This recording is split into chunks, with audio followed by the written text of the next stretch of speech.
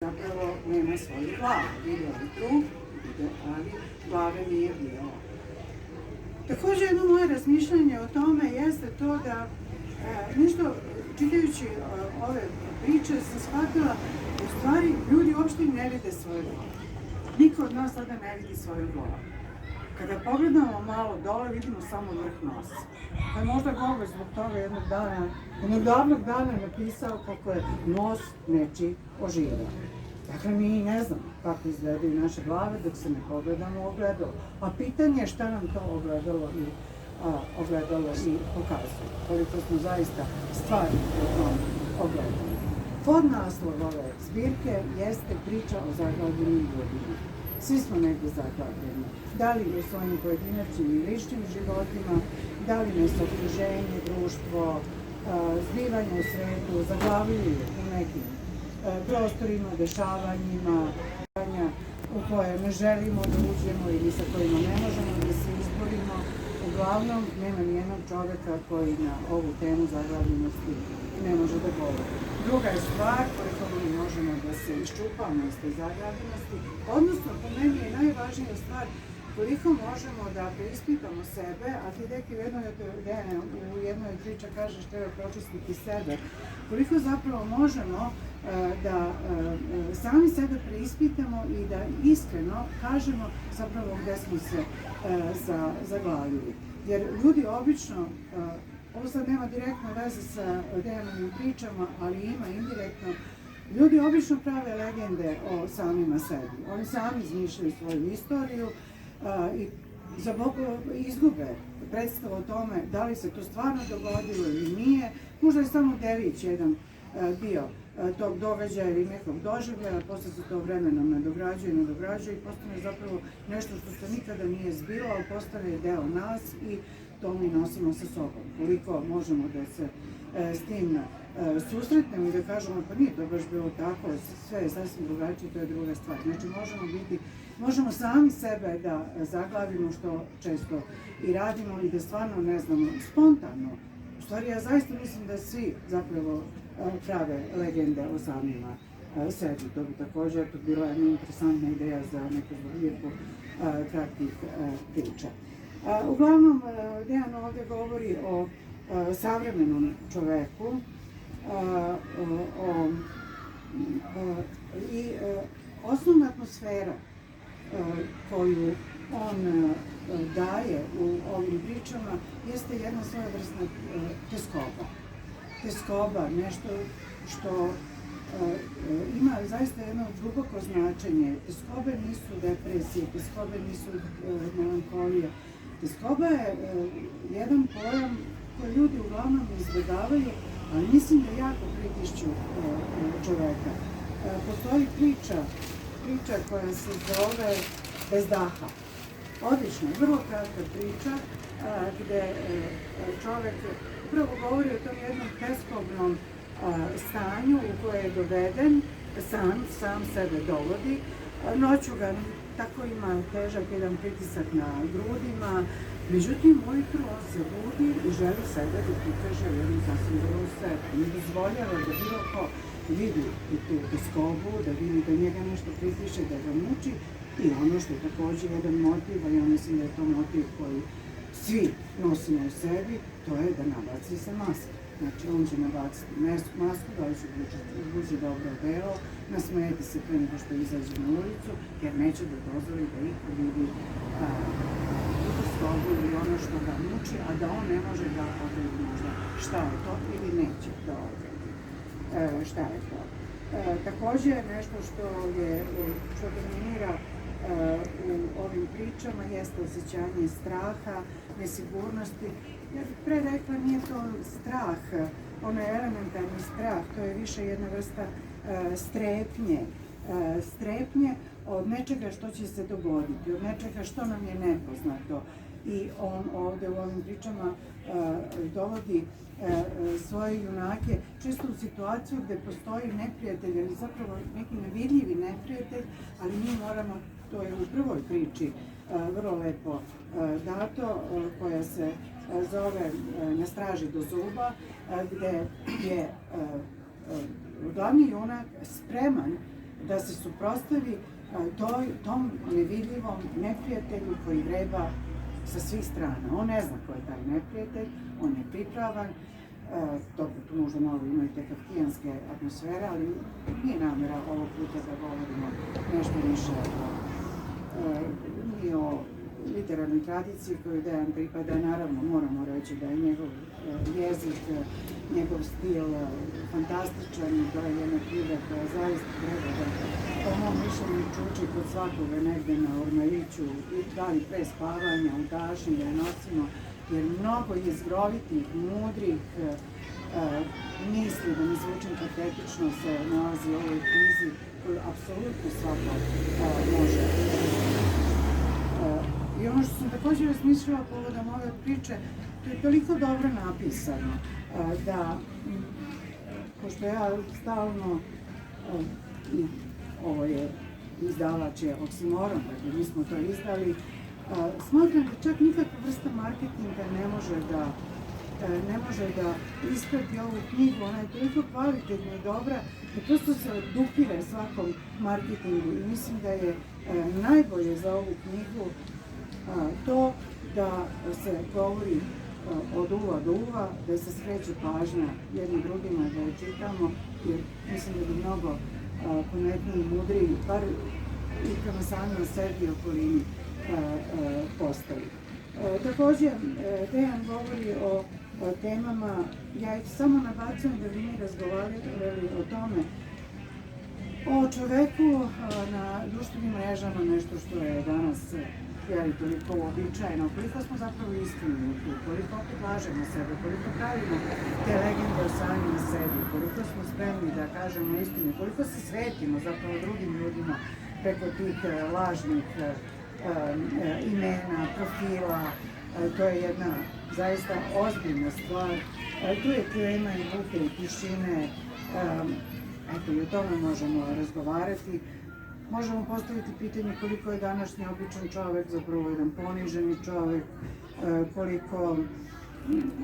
šta mu je potrebno da postane pobunjeni čovek i odnosu na sebe i na celo ovo čovečanstvo, na sve ovo što nas okružuje, na sve što nas zbunjuje.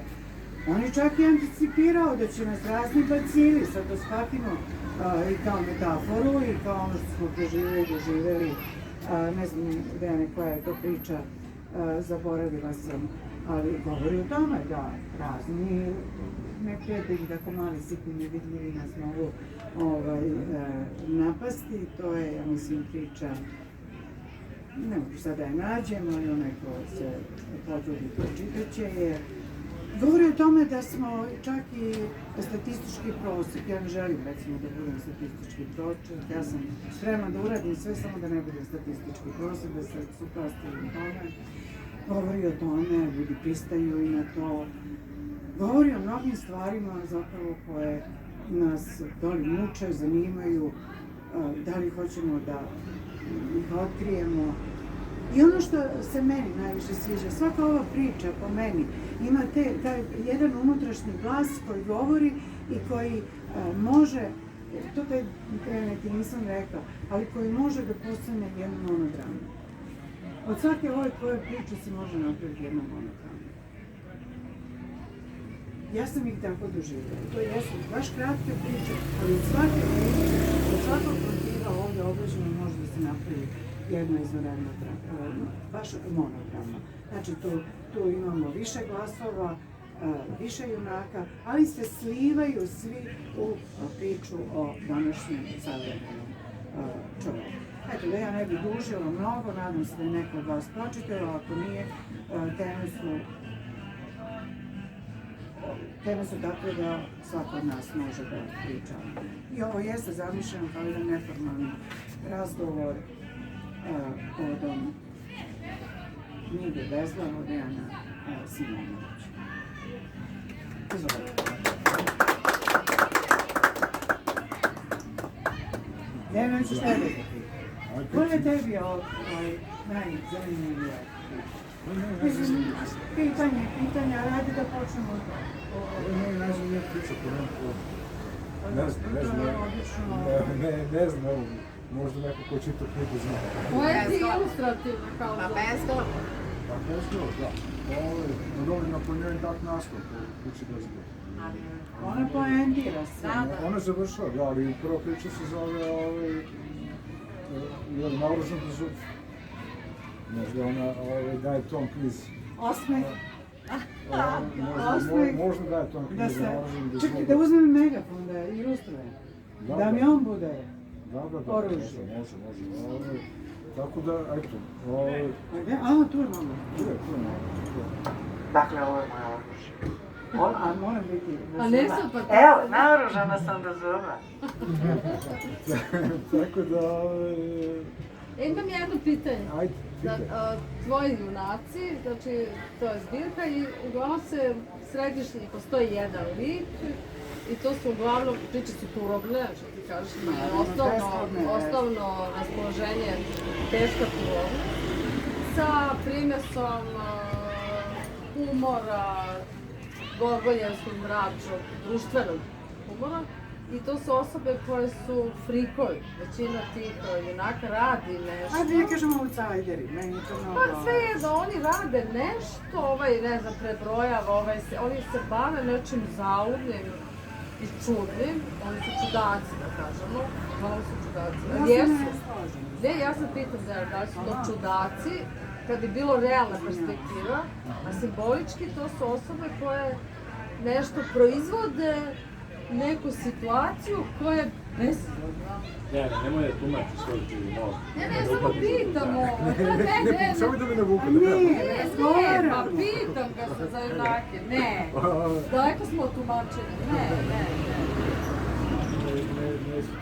Zato što smo slušali sad jednog pisca na radiju je bio razgovor i ova devojka koja je čitala knjigu i ona prepričala knjigu i daje neke opaske i to.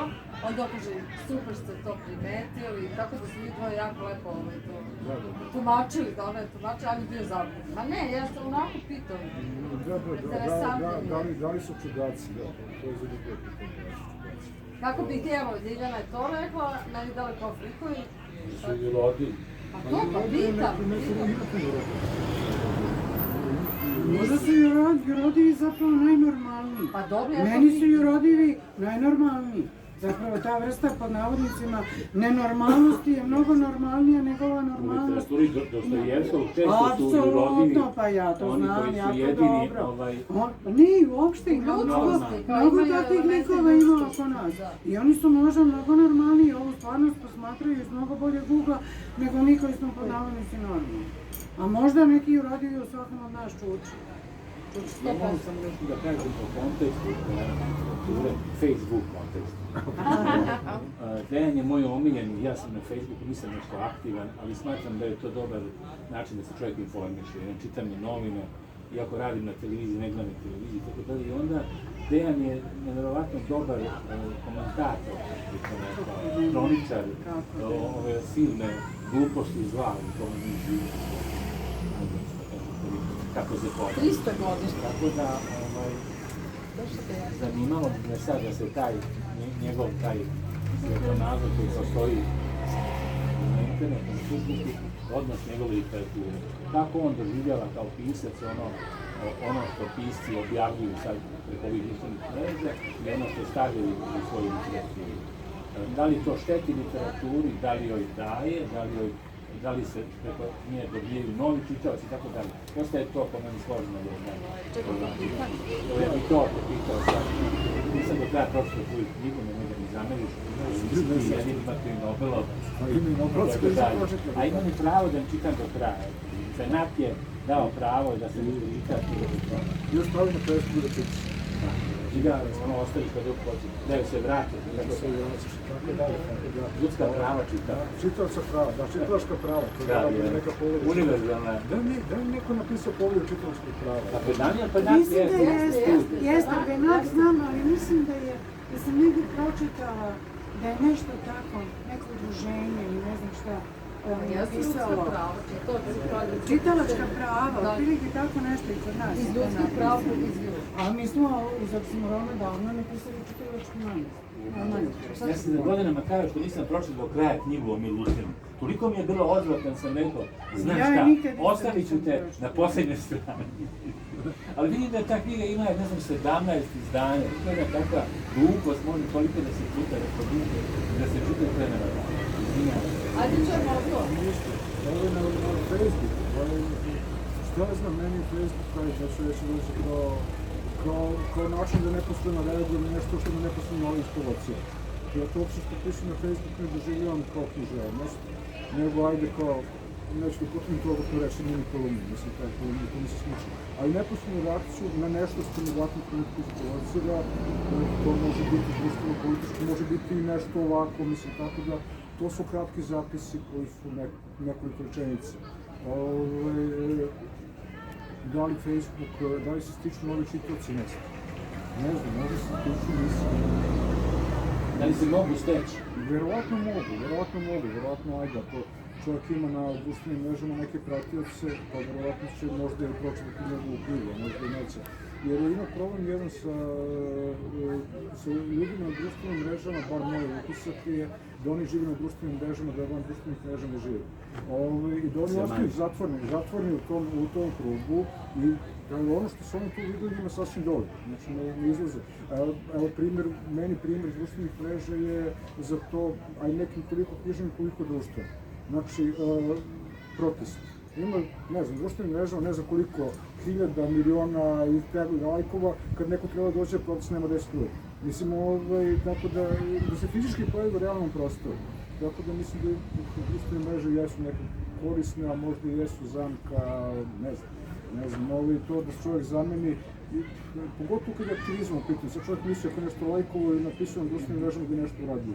To nije, jer sve se događa u realnom svetu. Mislim da je to priča o ovom online svetu da je jedna velika podvala, ne samo naravno kod nas, mi smo globalnog sistema, da bi se skrenuo pažnja s jedne osnovne stvari, da se sve događa u realnom svetu.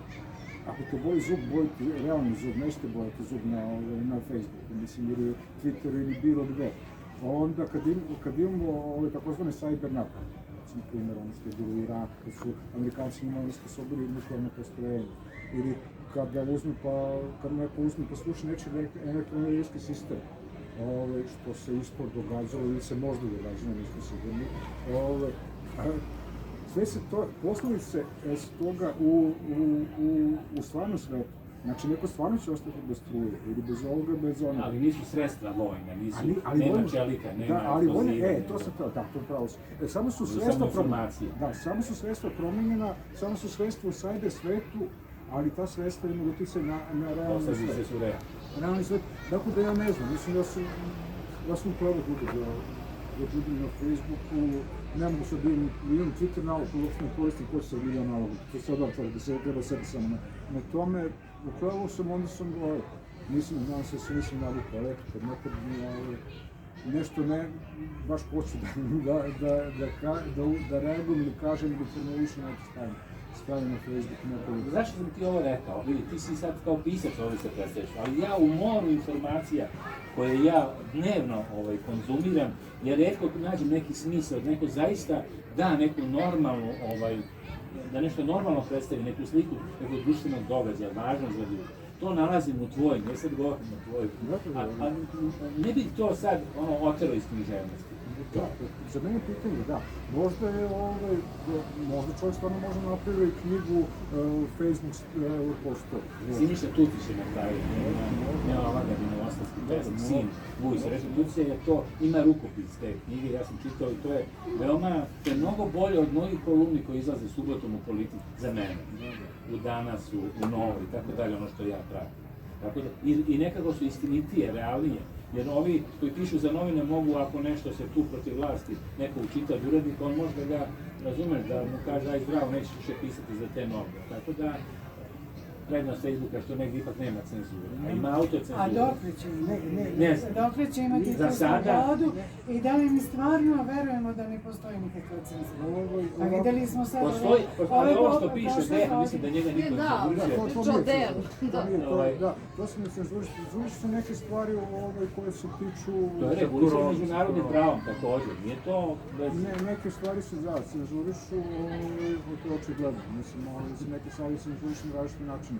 što Facebook piše postove, bilo toga, imaju oni mnogo pomukli način cenzure, što je učinjeno nevidljivo. Oni tu hoće da vidjeti 5 ljudi, mislim, algoritam će jednostavno biti podešen tako da... To se primeti na Twitteru, jedno malo žale se ljudi da se ne vide, tako dalje. Zato te nisam teo o tome. Šta je, moć je, zastrašujuća moć društvenih mreža u tom smislu. Mi smo imali primjer koji mislim nije dovoljno dobro shvaćen. Kada su društvene mreže ukinule nalog od Donaldu Trumpu, mnogo ljudi su rekli jeste, on je kreten, on je budala, to je trebalo uraditi. Međutim, u tom trenutku on bio još uvijek predsjednik Sjedinjenih Američkih Država. Poruka svima nama je bila, ako ovo možemo da uradimo predsjedniku Sjedinjenih Američkih Država, šta možemo malo? Koji je formalno gledao najmoćniji čovjek na planeti. Znači, vama može da niste ništa. Ali ko? Ti sad kažeš on. Ko? To je bilo jedno od mojih pitanja koje sam htjela da postavim. Ko su? Grupa 400. Wall Street. Ne, izvinjavam se što prekidam. Nekad se govorilo gospodari sveta, carevi sveta, nešto, neki nazivi postaju. Sada svi koristimo zamjenicu oni. Šta vi?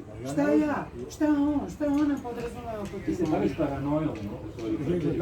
Apsolutno. Apsolutno, to je tvoja tema, koliko sam vidio, kako se sećam. Da, mi tvoje knjiga, ti se baviš to. Sad ta paranoja danas i paranoja, tvoja paranoja čini mi se, tako više ona modernistička stara, i kafkijanska, ali malo deklinira kao ovoj nove.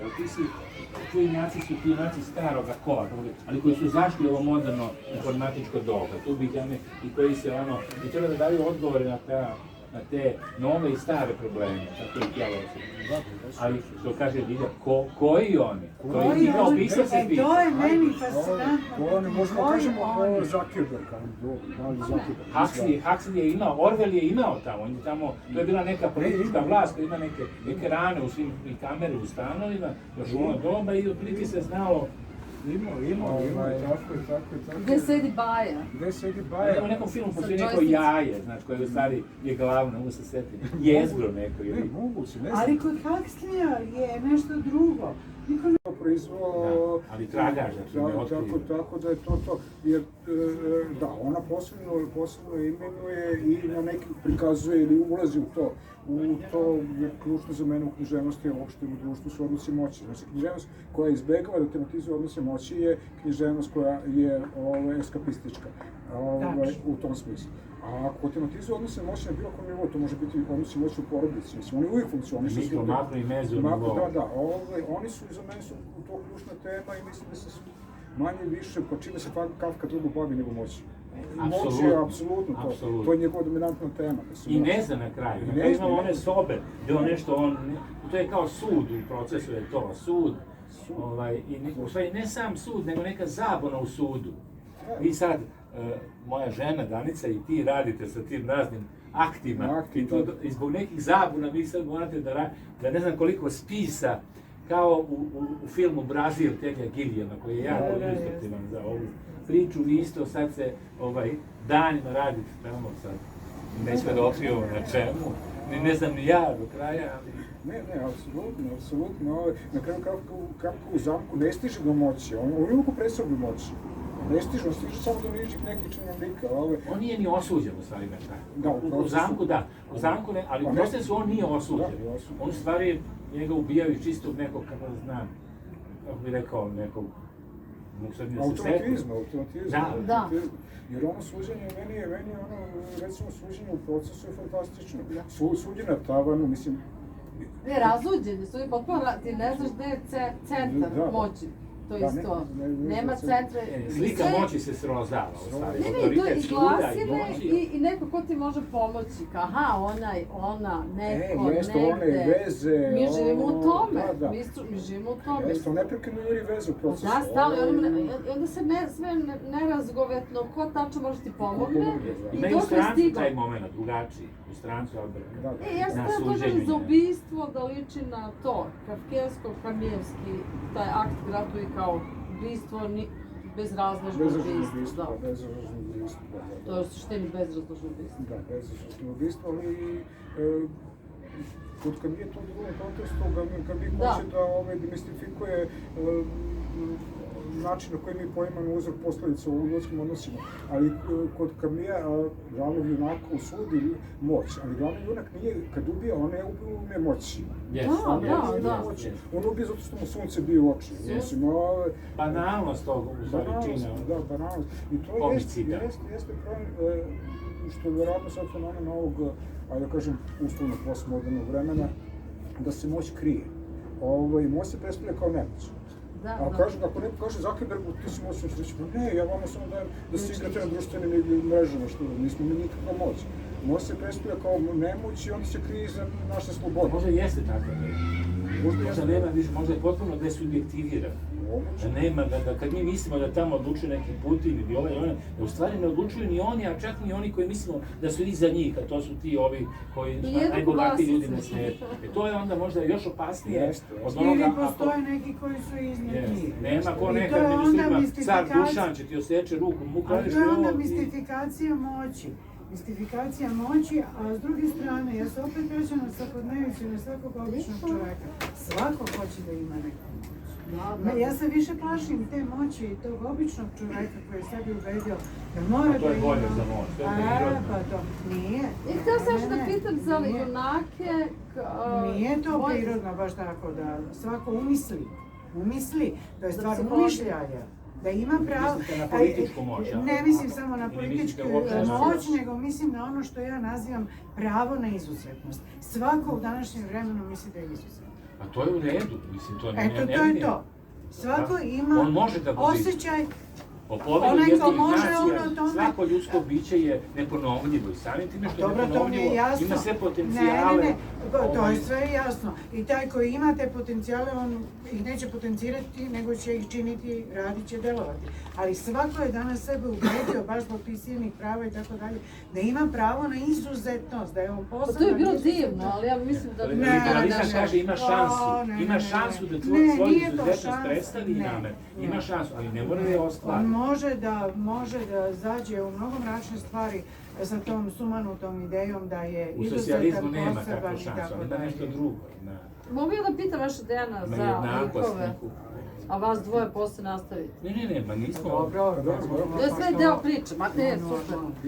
Dostignuće. Mislim, možda to meni nije svojstveno ili bilo kome drugom, ali to mi je interesantno kao postupak, tu nema nikog psihologije. Ne mora da opravdava motivaciju. Pa ne znam. Ali ima tu kao dramu, drama jeste psihološkog tipa, u suštini. To su neki izmešteni ljudi, a nema psihologije. Eto, to mi je neki taj postupak. Da. Oni imaju, ajde da kažem, nemaju psihologiju, imaju neki odnos prema svetu, koji nije psihološki. Nešto imaju, na neki način se postavljaju prema... Viđenje ga. Nekog viđenja, ne znam šta osjećaju, na neki način će to osjećanje ugroženosti, mislim, na ovaj ili onaj način. Ili nekog tumačenja sveta koji tumače na taj način, ja ne znam ovu psihologiju, nisu razmišljaju o tome koji baš oni nisu psihološki junaci u tom smislu, oni reaguju na situaciju koju su se našli ili koju su sami stvarili, to je samo rekao, oni koji sami stvarili te situacije, mislim, ili su baki. Da kao da tu postoji neka drama unutrašnja, a nema... Da, to je neko zapaženo. Da, postoji neka drama, nije drama čisto unutrašnja, neka drama uvijek drama u svetu sa nečim. Da, pa nema te psihološke drame. Nema unutrašnja... Došla i beba. Kad je došla beba i kad je sada jedna mama tu, ja sam sad slučajno otvorila na rajsku aferu.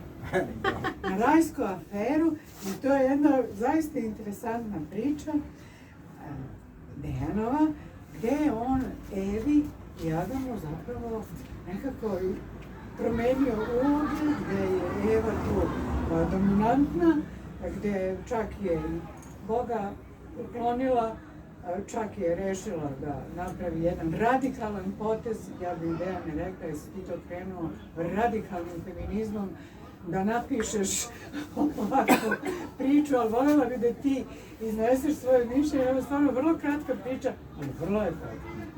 Ja se klonim tih izuma, mislim, čim što Pa nisam dobro, toga ali toga izvini, što ide. ovo ko pročita, reće, to je to. Ne, meni to jednostavno bila književna igra, bilo mi je zanimljivo sad da to obrnem, taj mit. Pa pretpostavljam da je bila književna igra, ali molim te. I onda iz ugla Evenom da ispričam tu priču na Adamu, iz Adama smo čuli milion puta, i tako dalje, kako je Eva navela Adama na greh, a zapravo ga navela na pogrešku. Nikakve zbije tu nije bilo i tako dalje. Adam je tu u suštini nebitna ličnost, radi se o obračuni Eve i Boga. O njegovom izazivanju Boga i dokazivanju da ona može nad Boga. Prvo da može da mu uzme Adama kako hoće. Drugo da je može i ona da daruje život i rađa, a ne samo Bog i tako dalje. Tu se radi cijelo vreme o tom sukobu. Adam je poslušnik, on je sve je zabrano, on sluša, sve što mu se kaže on radi onako kako mu je propisano, a onda ga jednostavno Eva prisvaja i navodi da čini ono što ona želi i preko njega se ona zapravo obračunava sa Bogom kao dominantnom figurom. Da li to dominantna figura muška? To je priča realistična scena. Da li sam pogrešila kad sam rekla ovo? Scena. Žene su pobunjenici, danas su muškarci se povlače. A ja sam uvek tu priču upravo tako doživljala. Pa da, i ja isto, meni to normalno. Ništa mi to nije obrnuto. Da, meni je normalno, meni je to normalno. Jedno što je ona nastala iz Adamovog rebra. Nema originalno neko poreklo, nego je deo Adamovog tog tela. A stvarno je dokazano da je to grešno prevod. Ona je otpala, znači. Jeste, ona je i kad se Ona je kao i Satana otpala. Jeste, otpadne. ima taj, I Lilith je... a neću kažem drugorazredni status u sad tom nastanku, postanku čoveka, ali Ali ona ga je navela Odnos prema ženama u hrišćanskim crkvama pokazuje da one nemaju pravo da budu sveštenici. feminist je potpisao to što si sad rekao, pa to ti ono, mislim, apsolutno protofeministički. Pa jeste, zato sam to i navela. Ma on je naturalni feminist. Adam je blenka. Ako kažeš, evo onda, ne mogu da nađem sa... Pa zašto vi kažete meni to normalno? Bez interpretacije. Ne, sasvim je u redu. To je normalna interpretacija. Ovdje su sve neki Jevrejska vera hoće da razgovara sa Bogom, a ova hrišćanska nema razgovora sa Bogom. To je sad, to bi Bez bilo... sporenja, da. Evo, sad mi to palo na pamet kao neki, mada imaju, obe religije imaju iste, dok i Tora je isto, Stari Zavet, to je isti papir, potpuno, od slova do slova. Ali ova jevrejska vera dozvoljava razgovor sa Bogom, zašto si mi ostao, zašto ona, Sporenje, pa da svađaš a u se. I tu hrišćanskoj se završava. nema. Ali Bog ništa ne odgovara. Mu se samo obraća. Ima tu razgovor. Ne, evo, priča se iz Evenog ugla i u prvom licu, tako da to je... Evo. Da je to, ne znam, feminizam i tako dalje. Ovo je šta meni tu bilo, eto, zanimljivo. Ova priča, recimo, o rajska afera, mene lično podsjeća na one priče o Kolakovskog Bogu. Mislim, recimo, ono mi najbliže tome. Kada on uzime te biblijske motive, malo ih humoristički obrađuju. Pa da, spustiš ih. Da, ispustiš. Meni je jako zanimljivo.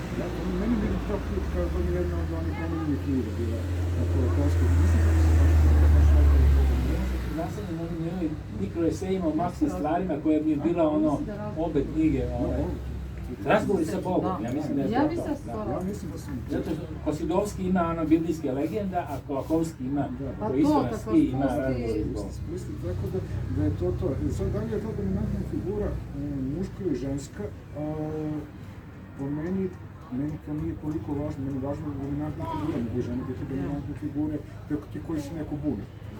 Drugi žene, drugi muškarci, tako.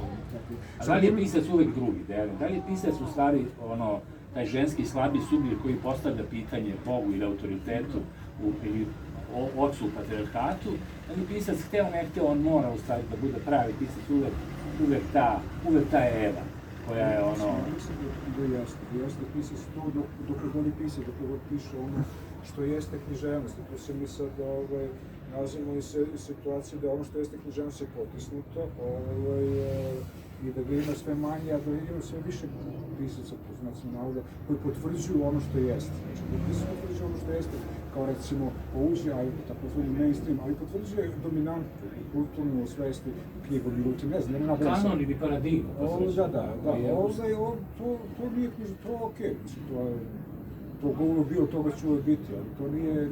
Željena slika sveta. Željena slika sveta, da podrazumijem željena slika sveta. Mislim, mora pisati da se izađe iz toga, na ovaj ili onaj način, ako da uspije nekad ne znam koliko uspije, toliko je uspio ono što piše. Da će saznati koliko je uspeo, jer Kafka znao koliko je uspeo, po njegde možda duboko u sebi jeste, ali društveno spoznaju o svom uspehu. Ali šta znači za Kafku uspeh?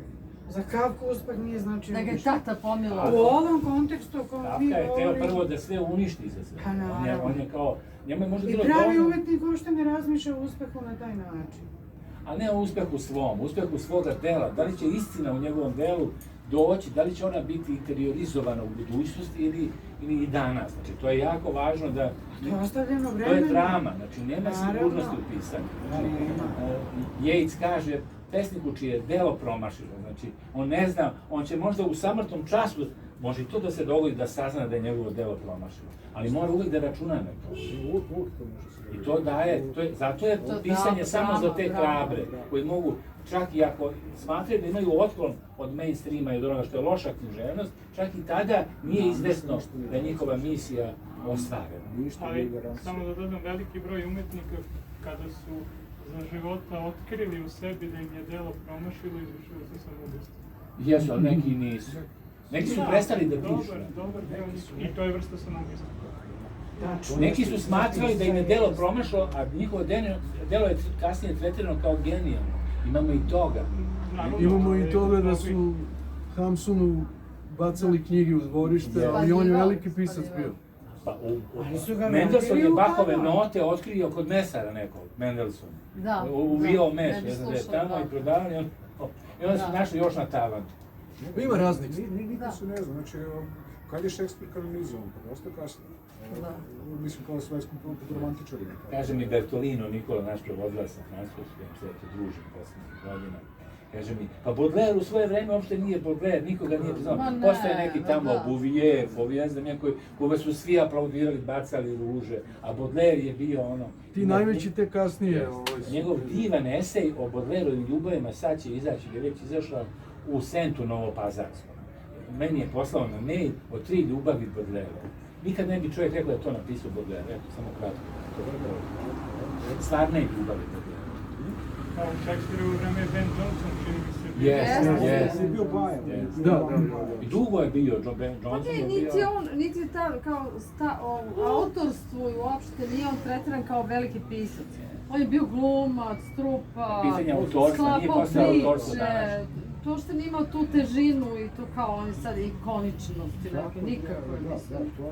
Niti on sebe može tako dobro. Priznanja stižu tek. I čija su? I da li su ono što zovemo uspehom, i sad književnim uspehom, da, ne samo pisao, ovo je poslije. Često se zasniva nesporazum. Apsolutno, ja mislim da je to suština života je nesporazum. Ja mislim da pogotovo pisci koji su kao Kafka dobili pridet kafkijanski. Ovo sad niko ne znaš više što znači, kafkijanski sve. Tako da, mislim da u mnogim slučajevima to je može biti nesporazum, može biti direktna zloupotreba od strane nekog kom to odgovara i tako da. Sve zavisi, ne znam. Pa postmodernizam je sve konceptualizovao, tako da uglavnom su te stvari krenule da lete levo i desno, da neko ne može da ih pohvata u tom periodu. A jeste, on je banalizovao, ali opet je parodirao, što je dobro da se parodira, nego zato što istina može da se dovodi u pitanje neprikosnovena, ali i banalizovao. I on je tako, i mi živimo danas u tom banalno parodijskom svetu, po mom mišljenju, koji je i smešan i tako sav.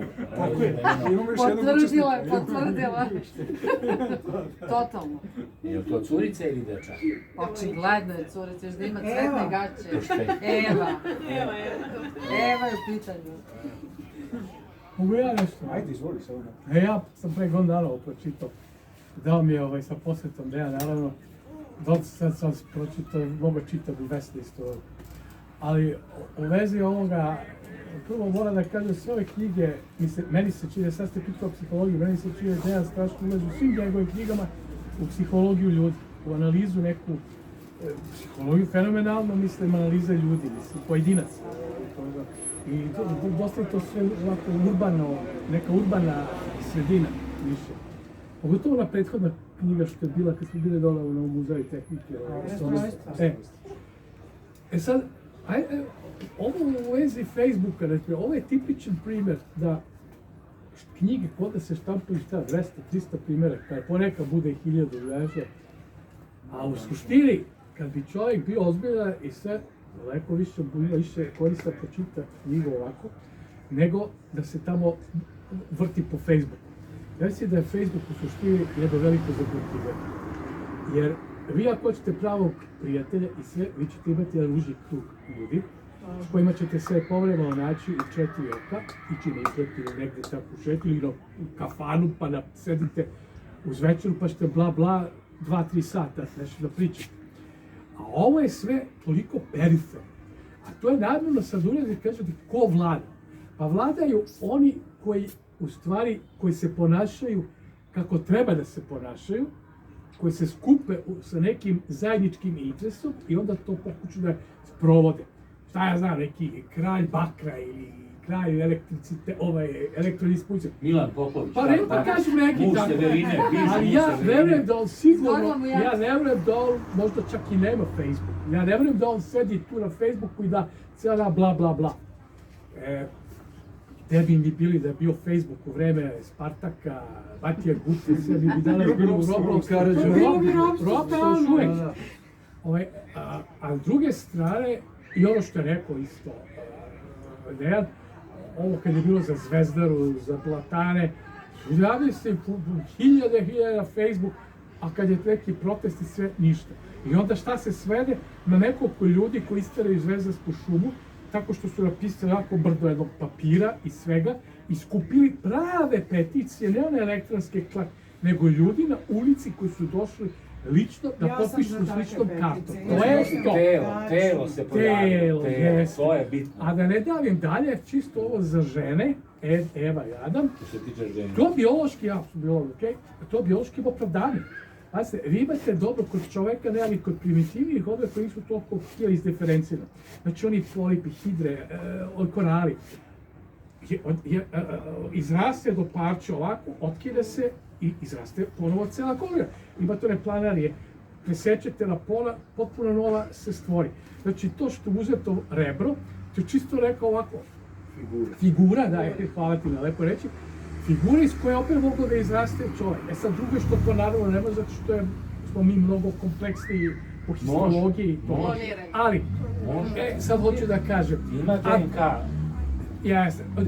Šablon. Jasno, jeste to. I to će možda jednog dana i da bude sve. Međutim, faktički, sad žene stalno, žene su biološki jače i žene su dominantne. Jer kad se mi razvijamo kao fetus u organizmu, još tamo negdje kraja kasnije počinje diferencijacija kad pošto hormoni iz mozga idu, da li će biti muški, ženski pol. U početku je dominantno ženski, posle i žena je XX kromozom, a muškarci su deficitarni XY, Y hormoz je deficitarni, on je slabiji. Znači žena je XX, ona je komplet, a mi smo samo, mi smo okrnjeni. I mi samo služimo njima. Mi samo služimo njima, samo da ne bi došlo suviše insult Otuda ta samilost. Da se ne bi unutar, kao što imate primjer, u maloj grupi da se da ne bi se geni ujednačili degeneracije. To je recimo problem sa ovim bizonima evropskim. Njih ima dosta malo i sad recimo šalju iz Poljske u Rumuniju mešani stada da bi se genetika pomešala. Znači, faktički mi služimo muškarci da bi raseli naše gene na više mjesta, da ne bi došlo unutar samo jedne grupacije. Evropsko plemstvo i kraljevi su imali problema s tim. Jeste, hemofilija pa sve ovo drugo. Znači, sve ovo što piše u Bibliji, sve, to čak možda je, kao što je Darwin nije pojma imao o genetici i sve, ali čak u njegovo vreme seljaci su znali da prave nove sorte. Golubova, goveda je drevna znanja, to su drevna znanja i vjerojatno u Bibliji to što sve piše, ljudi su negde... To su drevna znanja. Ne, pa sada postoje genetičari koji, prateći Bibliju, tačno dokazuju da je Eto, tako da otkrivenje Jovanovo. Mircea Eliade je pravio tu u svojim delima, pravio te paralelne.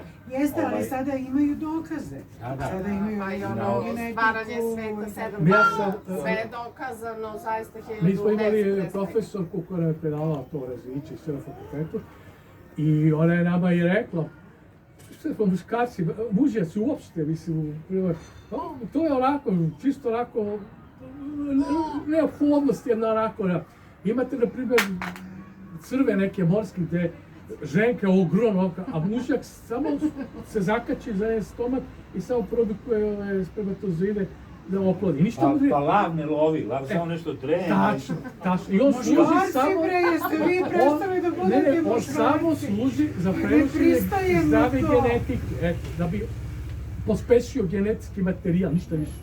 Ali postavlja se, ima zamka jedna feminizma. Feminizam dobija, on si krivotvori. Upravo ga krivotvore te žene ili ta produkcija koja hoće da potvori tu priču feminističku, a da u stvari ostvari ciljeve koje su ciljevi ovih žena koje su zajedno sa muškarcima u tom savezu, koje hoće da budu njihove sluškinje, koje hoće da budu njihove metrese, koje hoće... Postoji to sam ja, družeći se sa feministom. To nije feminizam, to je u stvari, to je lažni feminizam. Ja sam lažni feminizam, dakle sve one koje se koriste reči kao feminizam upravo da bi oslabile sam feminizam. Koji ovdje, nemam sad ovo na primjer priče. Dobro, ovo je bila, ali može se na taj način... Znači on isto s njim se trguje u simboličkom nekom poretku i ovdje i svuda s njim se isto, on se eksploatiše, on se kapitalizuje feminizam. Mislim, on je, dosta je to složena postala tako priča oko feminizma. Jedno su ženska prava, postoje ove borkinje za ženska prava koje nisu feministinje. Ova je bila jedna pravnica, kako se zove? Zorica, još uvek je, ona je bila, ona je govorila, ja nisam feministinja, ja sam borkinja za ženska prava. Tako da, znači, postoje tu razlike. Ali da u borbi za ta ženska prava ne uništimo muška prava. Ja mislim da i treba. Šonje ne. Ljudi moji svakoj ženi treba. Ali dosjetili su se muškarci, rekli su, hoću 70. godina, hoću ja da budem nežan kao žena. Kad su počeli muškarci da se feminiziraju. Znači, odgovor feminizacije žena je taj odgovor na to. Maskulinizacija žena, odgovor feminizacije. Da, žene će se maskulinizirati, a muškarci će se feminizirati. Pa dobro, a sad imate i taj gej projekat koji je sad legalizovan, koji je vrlo jak. I meni je moja drugarica, jedna koja jeste malo feministki kao ali ona je meni objasnila, recimo, taj gej, sad ti muškarci, oni su sad jedan veliki izvor za zaradu za ovu kozmetičku industriju. Jer oni su sad počeli da se pa im treba i da zabrasi, sapune, i oni su vrlo lepo i plače, i lepo uredi su i... Kupuju potrošača. A šta ima gluplje od potrošača? Pa muškarci, nemojte postati potrošači. Volite bre muškarci. Ali to je neki bunt protiv žena možda. Pošto su žene takve sada bunt, nas neće. Obožavam da idem u te velike tržne centre, jer ne mislim ni na šta, samo kao neko životinja, tu nešto, iskreno sam. Ne, ono obožava, a ja imam fobiju. Ja imam fobiju, to ti pa ne mogu pa ceo dan samo da čitam i samo da ono nešto pišem. Ja ne idem u tržne centre. Ja kad izađem od tada, meni se vrti. A svaki dan idem na pijac. A pijaca je predivno mjesto. Pijaca je ljudsko mjesto. Sve se čuje iz dolora. Ali sramota me tamo, prolazim pored onih ljudi, nekima se nemam, jer me svaki dan vide tu na placi. Ja se ispričam. Šta je s ovim Pijaca je najbolje mjesto. Pijaca je najlepše mjesto. A tržni centri su projekcija kakšnje vizije budućnosti. Svi smo glupi potrošači, glupi konzumeristi i zadovoljni robovi. Srećni robovi. Ja volim dugo da, neko smo peglu kupovali 15 dana kao peglu, to je onda kupiš peglu, ali taj kao izbor za Nismo ti uopšte, sad, kupili smo kao, za 10,5. pa jesmo, ali i ona dugo planirana i tako, ja volim to kao da planiram. Kao dete, To je neka, rodili smo peglu. ne može se izdrži stalno u tom nekom Ja, pa bolje infantilizacija intelektualnom nego naporu, feminizacija. mislim da je isto on poguban. To je sve, pa sve je to naše. Nije to, baš to. Sve, mi smo A znate što je sve. meni interesantno, pošto puno idemo po ovim